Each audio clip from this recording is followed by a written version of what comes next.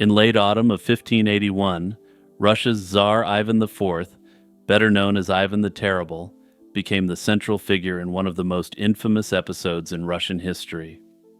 According to long-standing accounts, Ivan flew into a violent rage and struck down his own eldest son and heir, mortally wounding him. The image of a grief-stricken father cradling his dying son has been seared into historical memory, not least through Ilya Repin's famous 1885 painting. Yet for centuries people have asked, did Ivan the Terrible really slay his son and heir? And if so, why?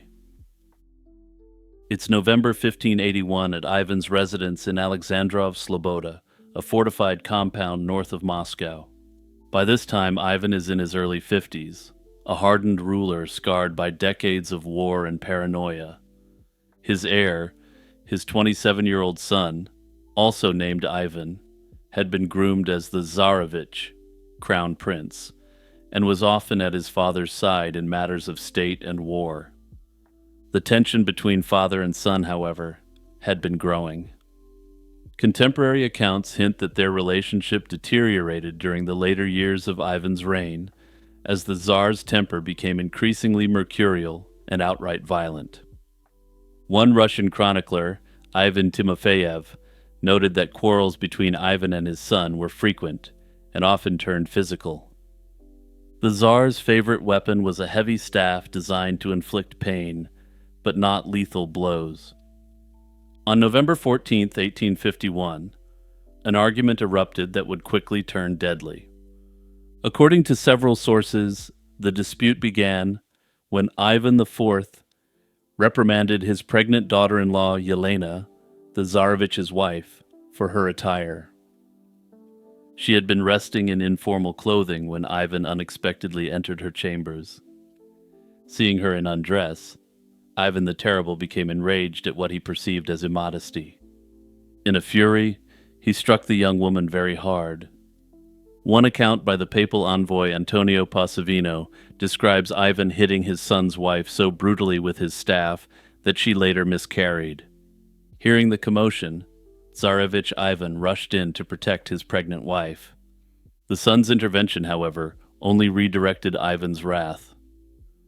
The Tsar turned on his heir, and in the heat of the altercation, Ivan raised his staff and brought it crashing down on the young man's head.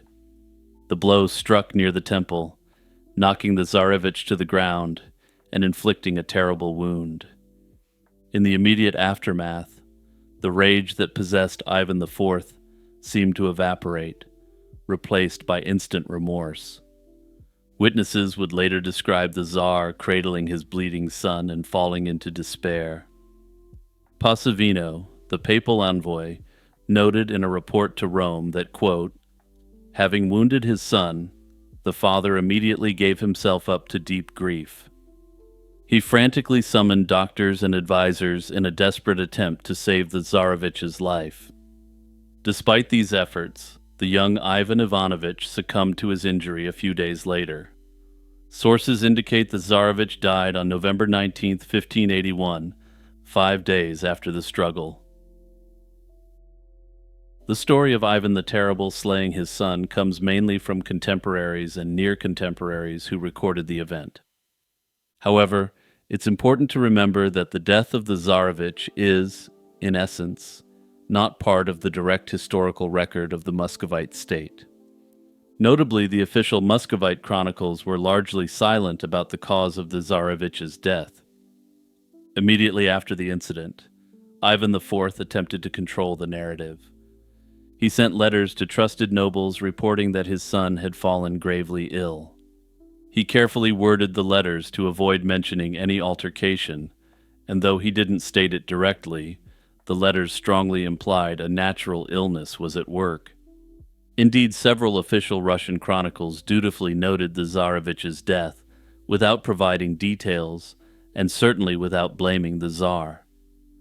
It's telling that none of the sanctioned chronicles suggest a violent cause.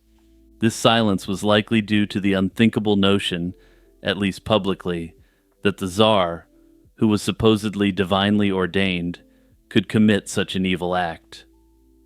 Beneath the surface, however, information leaked out. At least 6 different sources from the period mention the violent quarrel in November 1581 and implicate Ivan IV in his son's death. Ivan Timofeyev, a clerk close to the court, wrote the following. Quote, "Some say that the Tsarevich's life was extinguished by the blow of his father's hand because he wanted to keep his father from some disreputable deed." This "some say" phrasing suggests Timofeyev was reporting a rumor circulating in Moscow, likely the very truth that officials dared not state openly.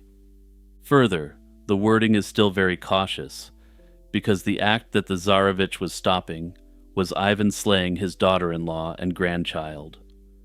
Foreign observers in Russia provided more detailed testimony. Antonio Posavino, the Jesuit envoy from the Pope, arrived in Moscow in early 1582, just a few months after the tragedy. He found the Russian court deep in mourning for the Tsarevich. In his later published account, Posavino relates the entire grisly story as it was told to him by German Catholic merchants in Moscow. His version includes the scene of the pregnant daughter-in-law assaulted for her attire, and the son bludgeoned while pleading for mercy. Another foreign source, a French mercenary captain, wrote a few years later that the rumor in Moscow was that Ivan did it. The convergence of multiple testimonies all pointing to the same basic story is striking. By all indications, the Tsarevich was not simply terminally ill, as the official line claimed. Rather, he was fatally injured by his father. Despite the wealth of contemporaneous reports, it's important to acknowledge that not every historian has been completely convinced by the traditional story. The primary weakness in the evidence is the lack of any direct, first-hand documentation of the Tsar's guilt in official records. The most detailed account, Posavino's, was published a few years after the fact and was second-hand. In fact, Posavino's own private correspondence indicates he harbored doubts about the tale.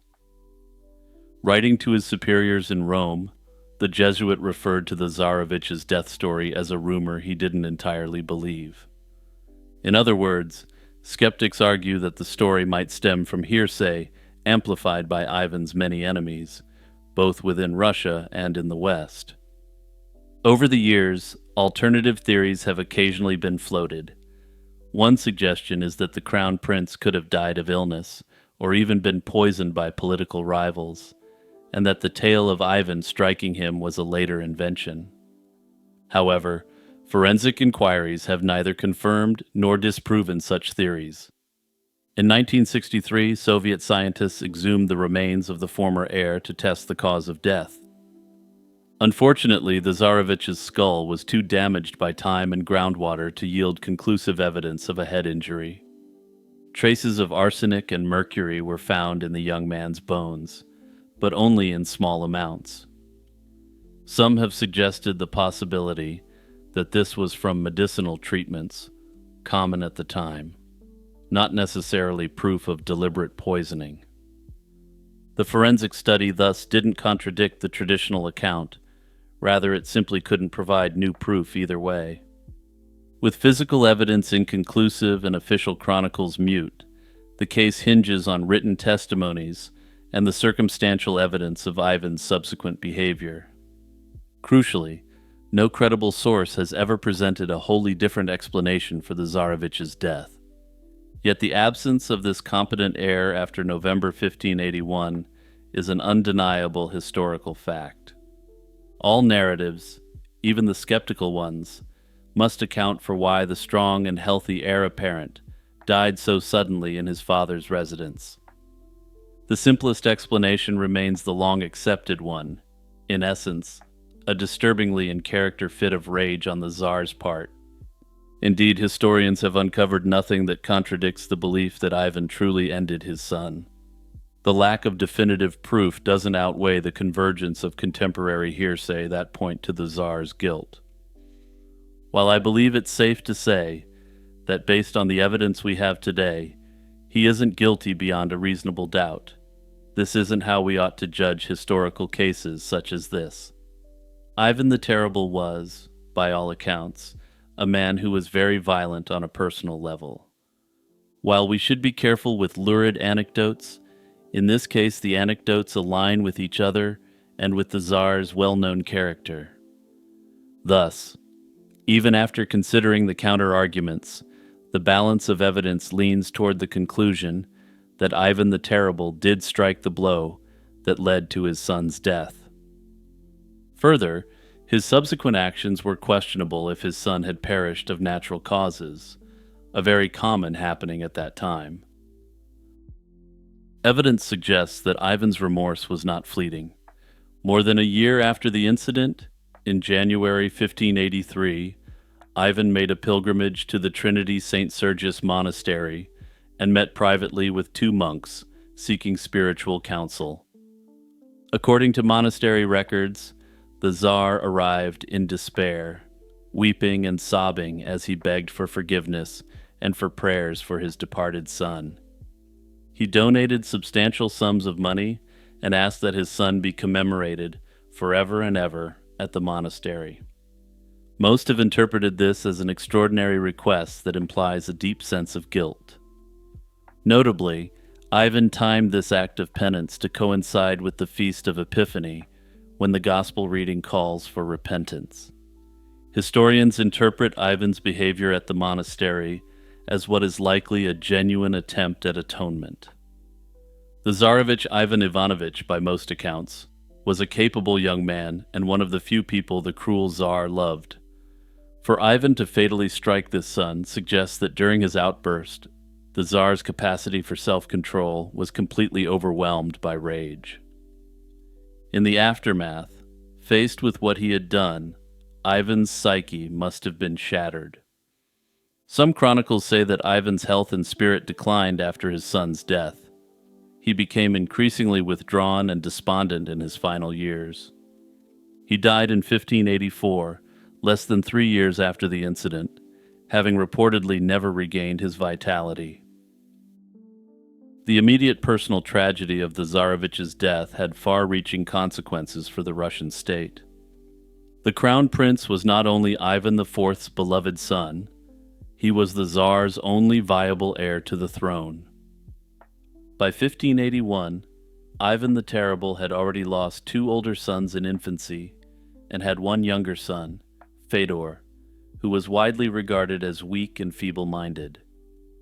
In a moment of rage, Ivan effectively destroyed the future of his Rurikid dynasty. For reference, this is a dynasty so old and respected that they could trace their lineage all the way back to Viking Norse conquerors of the Russian frontier. Indeed, when Ivan the Terrible died a few years later, the throne passed to his surviving son, Tsar Fedor.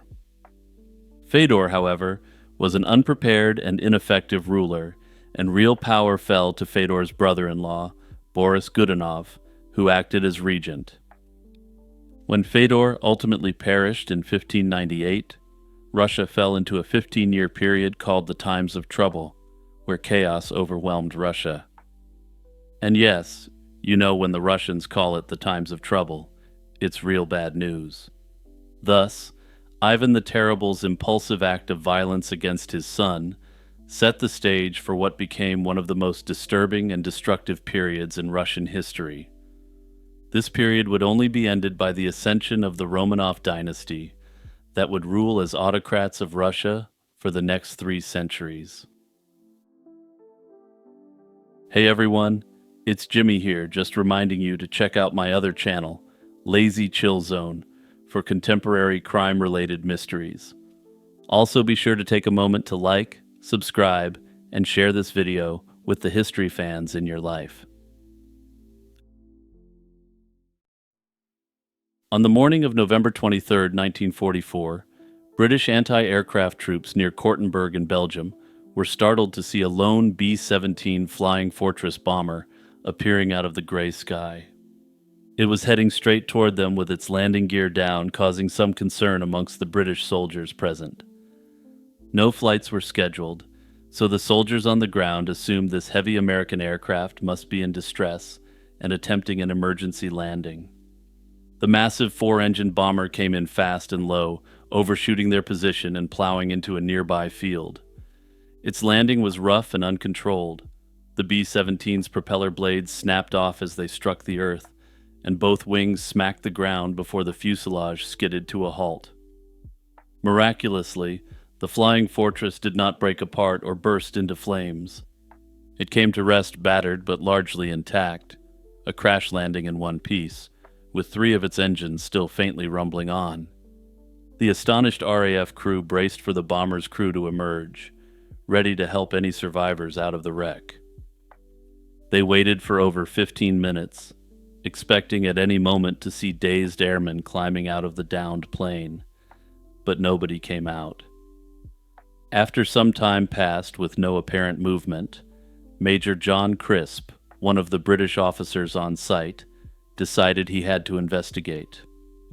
Major Crisp cautiously approached the silent B-17, unsure what he would find inside. He even worried the abandoned bomber might be some kind of German booby trap or trick, given the unusual circumstance. The airplane's engines were still sputtering, so Crisp clambered onto the fuselage and managed to reach the controls to shut off the throbbing motors. With the roar of the engines dying out, an eerie silence fell. Crisp then found a hatch on the underside of the aircraft, opened it, and pulled himself up into the belly of the bomber. What he discovered upon entering would shock him. There was no one inside, not a single soul. The B-17's interior showed clear signs of recent occupation by a crew, yet the men themselves had vanished. To appreciate just how extraordinary this situation was, one must understand the typical role of a B-17 and its crew in World War II. The Boeing B-17 Flying Fortress was a heavy bomber employed by the United States Army Air Forces, used primarily in the daylight strategic bombing campaign over Europe. These stout aircraft, each usually manned by a crew of 10, flew from airfields in England on long-range missions to hit German military and industrial targets. They were capable of striking factories, railway yards, and oil refineries deep behind enemy lines, destroying the infrastructure of the crumbling Third Reich. B-17 crews endured fierce opposition on every sortie. Flying at high altitudes and tight formations, they were met with relentless anti-aircraft fire and increasingly limited swarms of enemy fighters. In the early years of the campaign, before long-range fighter escorts became common, American bomber losses were brutally high. In late 1943, the average B-17 had a life expectancy of only 11 missions, and its crew's odds were no better. Over the course of the war, these flying fortresses dropped more than 640,000 tons of bombs on Axis targets, but this came at a great cost in men and machines. Some missions became infamous for their danger. For example, a single 1944 raid on the Mersburg-Leipzig oil complex was defended by 780 flak guns. In an astonishing fact, 56 American bombers were lost on that day alone. It wasn't uncommon for damaged bombers to limp back toward Allied lines, only to have their crews bail out when the aircraft could no longer stay aloft. Normally, however, if a crew had to abandon their B-17, the aircraft would eventually crash and be destroyed. None of the Allied soldiers in Belgium that day had ever seen a flying fortress make it back by itself, which is why the sight of that empty B-17 sitting in a field was so unbelievable. Inside the downed bomber, Major Crisp found plenty of evidence of its crew, but no crew members. Using a flashlight, he carefully moved through the fuselage and the cramped crew compartments. Later, Crisp would report that the most remarkable find was about a dozen parachutes wrapped up and ready to go. Every airman's parachute appeared to be present and packed, which made the absence of the crew even more baffling. If the men had jumped out, why were all their parachutes left on board? On the navigator's desk, Crisp found a code book and noted that the last entry scrawled in it read simply, "Bad flak." Scattered around were personal items, several fur-lined flying jackets, and even some half-eaten food. There were no signs of struggle or of any casualties. In fact, there was no blood and no damage from bullets or flak inside. Aside from the damage inflicted by the crash landing itself, the B-17 appeared surprisingly undamaged. This made the cryptic bad flak note even more puzzling, since whatever trouble the bomber had encountered in the air had left no visible holes or scars on the airframe.